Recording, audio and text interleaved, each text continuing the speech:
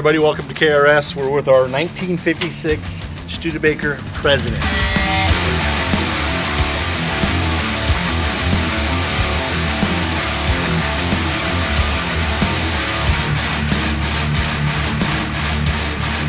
Super excited about this car we're going to be building for Mike Dennison, which we built him the Hudson Wasp that everybody probably knows and have seen, the black and gold one.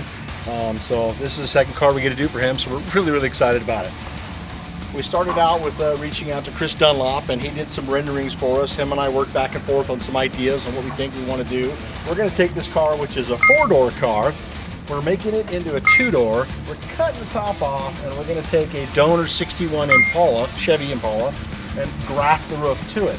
We're still going to have to change and rearrange things because the sizes are different, but it's going to be way cool. We're really excited about some of the vendors that are involved with us on this project. It's got a way bitchin' Art Morrison chassis, full IFS, IRS, big brakes from Willwood.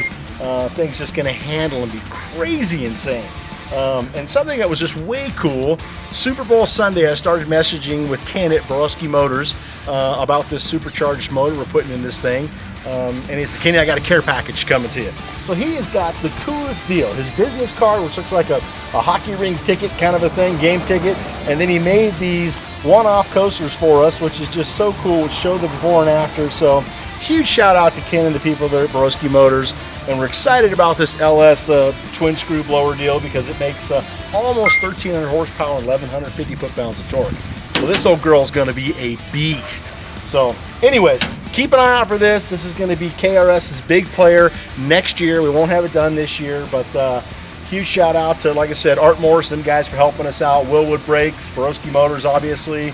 The great folks over at Regenerated Rides, they'll be doing the full body and paint for us. And once again, a huge thank you to Mike Dennison, car owner, for letting KRS build some way cool, fun stuff.